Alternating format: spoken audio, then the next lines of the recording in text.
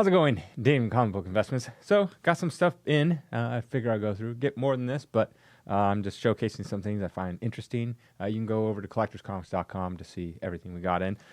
I finally got a 10.0. Yes, a 10.0. Finally got a 10.0 from CGC. I honestly can't remember if I've ever gotten a 10.0. I don't think I have. I've gotten 9.9s before. Occasionally, probably like 5, maybe 6 ever. Back in the day, I did get 2 Walking Dead #1s in 9.9. I got 2 of those. I got a Mega Man, first Mega Man in a 9.9. I'm trying to remember off the top of my head. It hasn't been that many, like 5 or 6 or something like that. But I did get some 10.0s. I don't think I've ever had a 10.0. I can't remember if I have. Maybe one at some point, but I don't remember. I submitted a ton of stuff. Finally got a 10.0, and they're both the exact same book too. And both the only ones. Single highest grade, both of them. No other 10.0s exist other than the ones I have. I had to take that back. I think there is a 10.0 that is signed. I believe so, if I can remember correctly. There's a signed 10.0, but this is the unsigned version. Yeah, so kind of crazy that I got 2 10.0s of the exact same book that I sent in. I sent in 3 of the exact same book. I got 1 that was a 9.8 and 2 that were 10.0, so I don't know. I wasn't expecting to get a 10.0. I never really do. I'd say everything's a 9.8, even though I think it's better. And trust me, I am a consignment center, so I get lots of 9.8s in, and I'm always just like blown away how I'll send something in, and I'll be like, look, here's a 9.8 that you guys graded a 9.8. Here's mine that I think is, I'll call it a 9.8, but I really think it's a 9.9. And nope, still get a 9.8. It's just, I don't understand it. I think everything, to get up to a 9.8 is pretty much like there's a system. And obviously I know that system pretty well. I can send stuff in thinking it's going to get a 9.8 and it gets a 9.8, right? But I think when it comes to a 9.9 and a 10.0, I don't think they have a system. I don't think it's like, let's just say hypothetically, it's like, okay, you can have the 3 tiniest little color breaks or like whatever, like tiny defects, whatever you want to call it, whatever their system is. Let's say you have 3 to be on a 9.8. Okay, well, in that instance, if you have 1 or none or 2, you should be above a 9.8. Doesn't work that way. I have no idea how it works. I think they just kind of give it out randomly. I don't think there really is a system. I mean, I saw that video where they say there's a system, but there isn't. I don't know what it is, because honestly, could I tell the difference between the 10.0s that I got and the 9.8s I got? No. It's just ridiculous, because I see 9.8s all the time. I see so many 9.8s because I'm a consignment center. So I see so many, and I'm like, how is this a 9.8? But this other thing is also a 9.8. It makes no sense. They're vastly different. Just so it's crazy sometimes. But yeah, also, we are running our featured auction. So send in your consignments if you have any consignments to get in. We have like 2 or 3 weeks left, depending on when you see this video. So get in your consignments for our next featured auction that is coming up in a handful of weeks. So yeah. So I get stuff in that is not my own stuff that I sell as, like, let's say a buy it now fixed price listing in our marketplace. So not everything I get in is just mine. And so a lot of times what people will do, and so I'm just letting you guys know this information, is people want to put stuff in the auction. But there's sometimes people send stuff early to us, and they're like, hey, how about you give it a shot? And we only do this for like more valuable books usually. Like this person sent in a bunch of stuff, so there's a little cheaper stuff, but more expensive stuff as well. They'll be like, hey, how about you place this and try to sell it as buy it now, and then if it doesn't sell, throw it in the auction. So people will do that from time to time, instead of just sending it, because a lot of people just wait until it's like almost the deadline and then send in their stuff. So if you send it earlier, like you can send it like 3 months in advance, and then I'll put it up and try to get it sold as a buy it now listing. Because at the end of the day, I still make the same. It's still 5% for me. So it makes no difference if I sell it as a buy now or if I sell it as an auction. I'm just trying to get you guys the most money, the best money that you can get, and all this kind of stuff. So some people will do that. They'll send it to me early, And if it's good enough, valuable enough, I'll put it as a buy it now and try to get it sold. We'll agree upon the price. Usually people just put it as a price, and then if it comes in, I'm like, okay, that's a fine price. I don't want people putting up like, oh, I have Spider-Man 309, I want 10 grand for it. And it's like, well, that's not going to sell. So yeah, that's what people. So you can do that if you want to do that. If you want to, obviously this auction. I mean, there's only a couple weeks left for the consignment deadline, so you won't really have much time there. But for the next auction, if you send stuff early, decent books, then I can try to get them sold as a buy it now price. And then if it doesn't sell, then boom, we can just put it in the auction. So fun stuff. All right. Tales of the Crypt, Tales from the Crypt, number 44, 800. This one's cool. This is a variant cover. No, it's not a variant cover. I lied. It is just a cover. Cover A. It literally says cover A right there. But it does have a picture of Kirk and Spock, and it is signed by Leonard Nimoy and William Shatner. Now, Leonard Nimoy is dead, but William Shatner is still alive, and he's going to space again. He went to space. Now, he did go to space, but it's not like he was like in the middle of space. He went, whatever. It's like there's different like layers of space. He went to like the lower layer, but he's going again. I think he's like 91 or 2 or 3. I don't know. There's something. He's old. He's really old. And I saw him in an interview, and I'm like, he's still with it. Or maybe he's like 80 something. I can't remember. Still with it. Some people just age differently. There is, you'll have Biden, who can barely finish a sentence. And then you'll have someone like, Dick Van Dyke, I think it was. Who's the guy that was in Mary Poppins, who was the chimney sweeper? Was it Dick Van Dyke? Anyways, I saw a video of him. He just won an Emmy or something like that recently, like whatever, this last season, like a couple months ago. And he's like 93 or 94. He's still laughing, sharp. I mean, obviously not as sharp as he once was, but still sharp as a tack. And it's kind of crazy that I don't know what it is. It's just genetics, or you don't take care of your body, or who knows, or just luck of the draw. Probably a mixture of all those things. So yeah, but yeah, it's. I think William Shatner is, if I can remember correctly, is 90. I think he is. It's somewhere in there. Someone will correct me if I'm wrong. Like, David, you're an idiot. He's 62.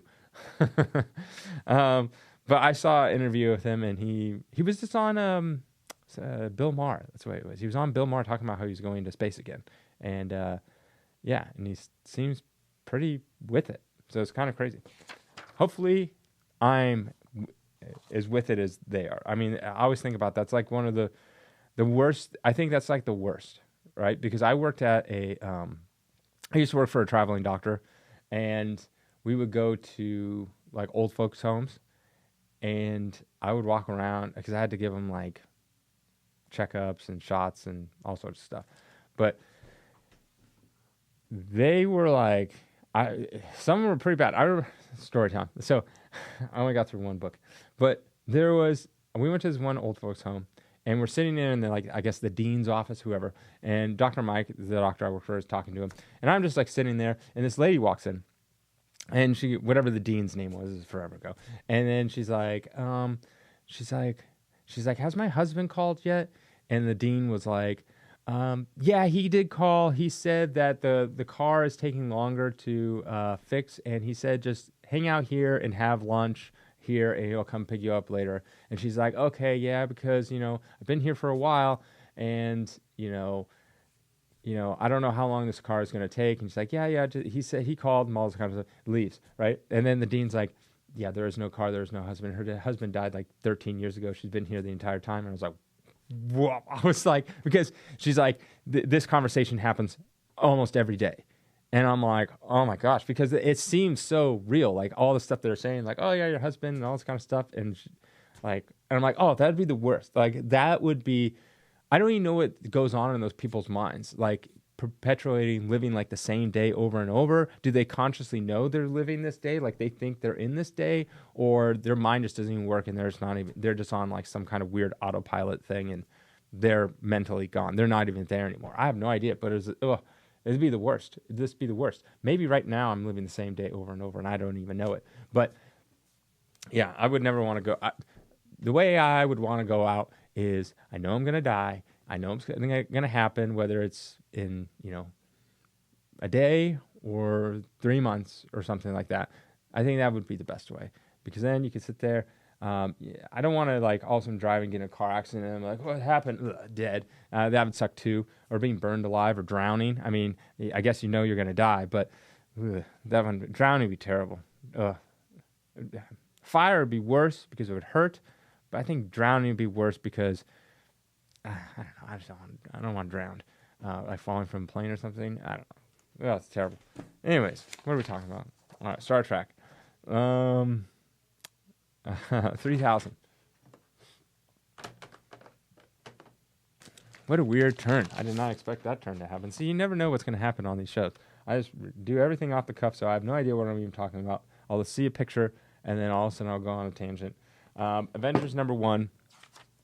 2400. What is this? What grade is this? 2.5.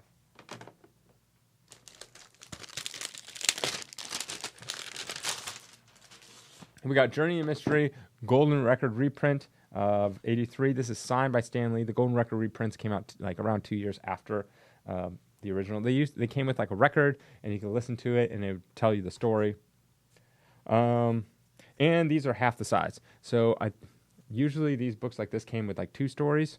Usually like it'd be Thor and random whatever else. It just came with the Thor story. Journey Mystery 83, signed by Stan Lee, 8.5, 1,500.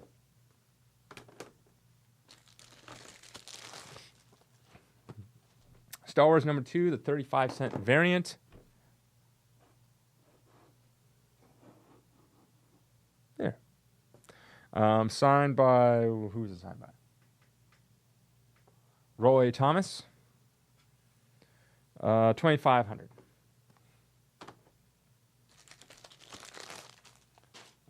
Daredevil #1 in a 3.0, 2,500. Evil Ernie, first appearance of Lady Death. I'll always remember Evil Ernie. Always. Never really read his comic. I have some original art by, I think, the creator. No. It's who's it? Stephen Hughes. I have the art by Stephen Hughes. Anyways, this is signed by Brian. I don't know, the story person. Pulido. Signed, verified signature, CBCS, 700. I always remember because I came into class in 7th grade, and I sat next, in math class, it wasn't Dombrowski, what was his name? I sat next to a guy named Jay, and he pulled out a comic, and he pulled out, it wasn't this one, it wasn't the first one, but he pulled out an Evil Ernie comic, and he's like, oh, I love comics, and he's talking about this guy, Evil Ernie. And I grew up with comics, right? But I didn't grow up with like those types of comics. I grew up with like Spider-Man and Hulk and all that kind of stuff. So seeing something like that was just like, apparently it shocked me because I still remember it to this day. I'm like, wait, what? How is there comics like this? Because I only saw literally like, I don't even think I saw comics like this. I don't know. I must have, or my dad just sheltered me from it, or I just don't remember. But yeah, I remember that. Yeah, I was like, who would read that? He's not a superhero. That doesn't make any sense. Crime Suspense Stories 22. I love this cover. $8,000. And here we go. Here is the 2 10-0s that I got. The Last Ronin. This is the Royland variant B cover. Only one, other than that signed copy. I don't know. I think one sold for like 4,500 or something. So let's try like somewhere around there. Well, I have 2 of them. So 49, 99, 99, whatever. $5,000. Let's try that. Then we have the last one, and this is variant C, and I got a 9.0 or 9.0, a 9.9 on that one. So yay. I got actually 2 9.9s of this one. 549. Not nearly as much because when they have like the square bound, it's much easier to get a high grade in it. Just is. And then last on this list is, here we go. This is Griffle.